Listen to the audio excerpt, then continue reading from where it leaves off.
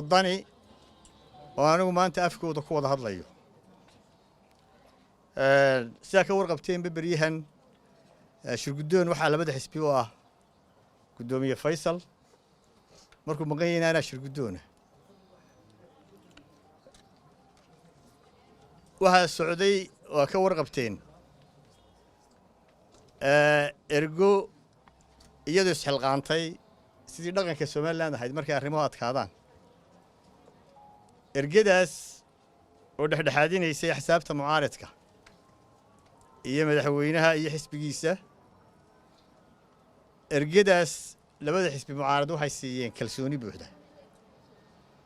madaxweynuhuna wuxuu siiyey kalsooni buuxda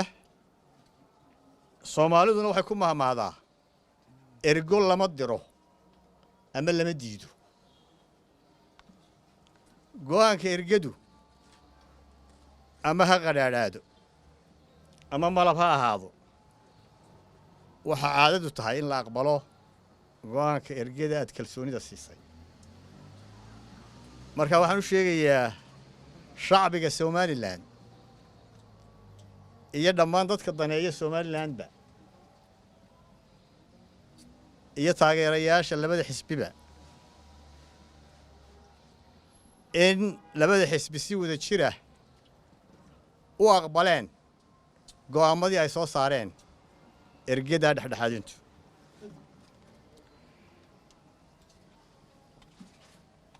waxa kale oo ku daraya intaa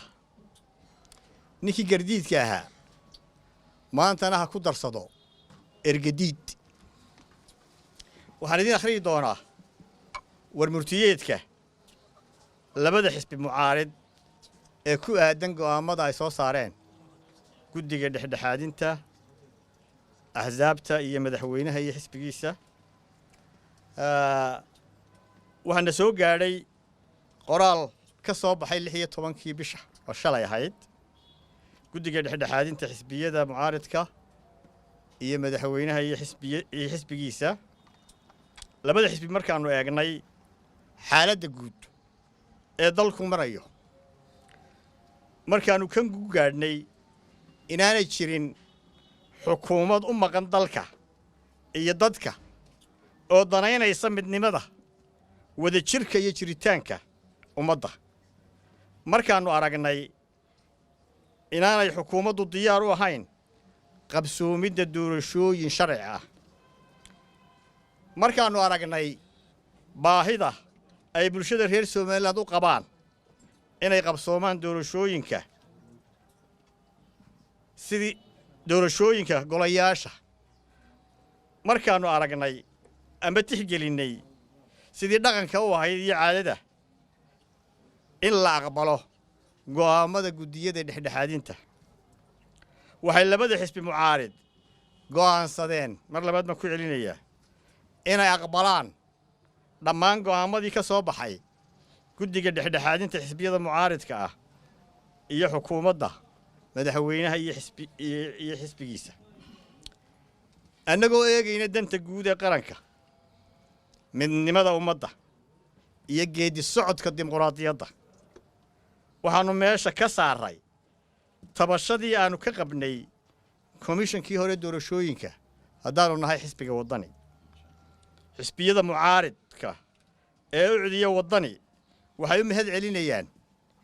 guddigii dhexdhexaadinta waxaanu ka xunnahay siday ula meeraysteen xukuumadda iyo xisbigeedu waxaana ummadda u sheegaynaa inaanaan annagu la meeraysanayn ummadda waanu aqbalnay السلام عليكم ورحمة الله وبركاته سؤالنا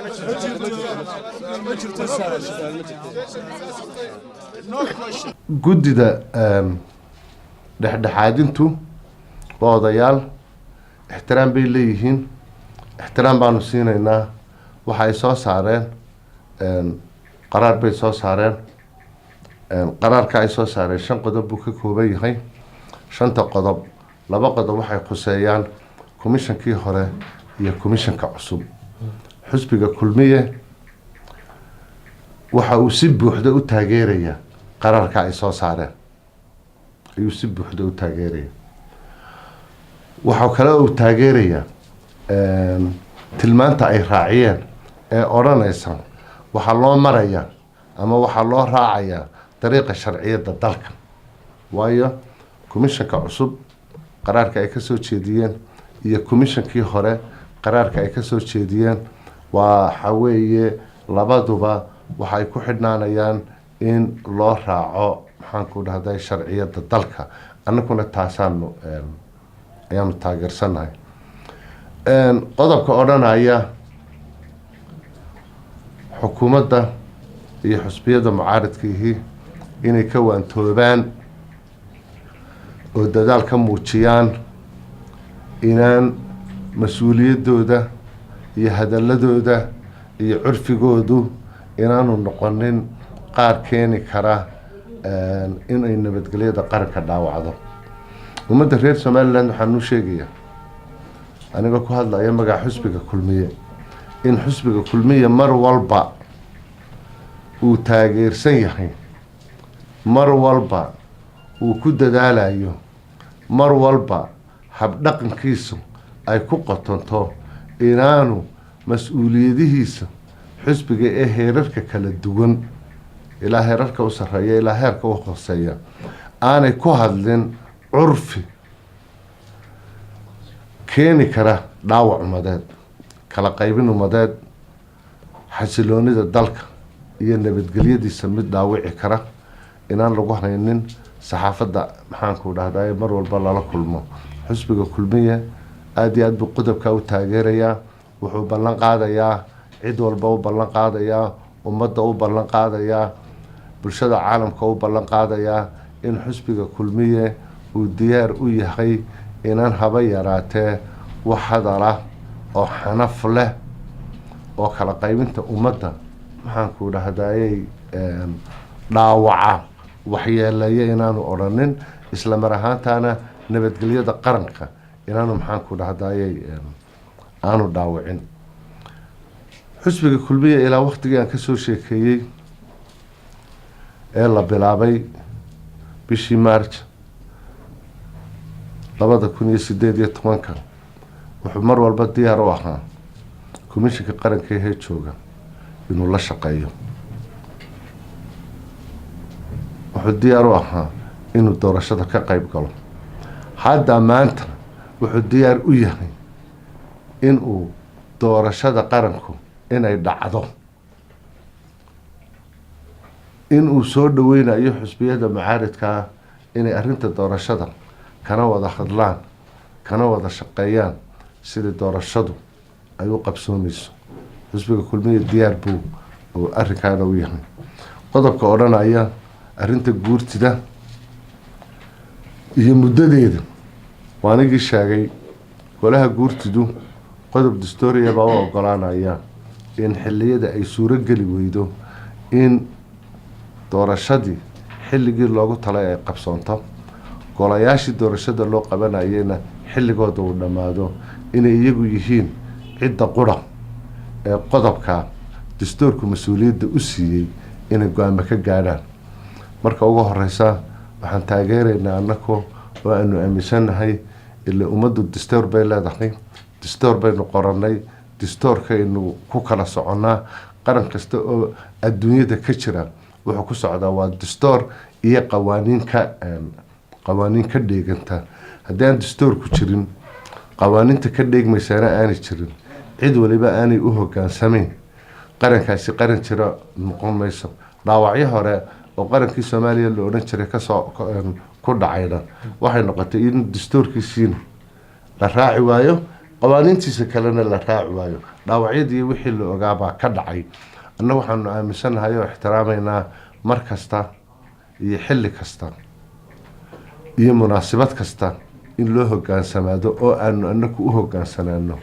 dastuurka qaranka iyo qawaaniinta kale ka dheeganta. cid walbana waxaanu leenahay xusbiyada qaranka kulmiyada xusbi dad iska leeyahay oo aan sharci ku dhisnayn oo aan qaranka meel la ka soo gelinta maaha. axsaabta qaranku waxay xusbi qaran ku yihiin waa dastuurka qaranka Somaliland. doorashada iyo tartamaduna waxay ugu qabsoomaan xeerarka dastuurka ka dheegmay oo maxaanku dhahdaye lagu shaqeynayo taana waxaanu leenahay waxaanu aragnaa inay tahay maxaanku dhahdaye qodob dastuuriya golihii xaqa u lahaana waa arrinkaa jeediyey arrimaha doorashada axsaabta qaranka waxaan leenahay xusbiga diyaar buu yahay inuu maxaanku dhahdaye ay wada shaqeeyaan waxaan cid walba xasuusinayna xiliyadii hore wada hadaladayadii muddada 2 sanadood ee soo socdayna dee waxa ay ku bilaabantay gogashii uu madaxweynuhu fidiyey haddana munaasabadii maalintii dhaweyto heerka qaranka ahayd ee lagu daahfurayay freesonka ee arrimihii dekada berbera madaxweynuhu wuxuu halkaa ka sheegay inuu fidiyey kulan iyo martiqaad labada xusbi qaran kulankaa way diideen waxaanu ummadda u sheegaynaa martiqaadkii madaxweynuhu fidiyey sidiisiibuu u yaalaa xusbiga kulmiyana wuxuu diyaar u yahay inay arrimaha ka wada hadlaan qabanqaabada doorashadu had iyo jeer waxay ku xidhan tahay iyo muddadeedu 3 xusbi qaran shaqada ay ka wada shaqeeyaan arrintaa iyo sida ay ula shaqeeyaan komishanka qaranka iyadoo mar walba la raacayo jadwalka ay komishanku u dhigaan hanaanka iyo marxaladaha kala duwan ee ay marayso maxaanku dhahdaye doorashada kaana diyaar baanu nahay hadday soo gaabanaysana diyaar baanu nahay hadday sideedii ku socontana maxaanku dhahdaye diyaar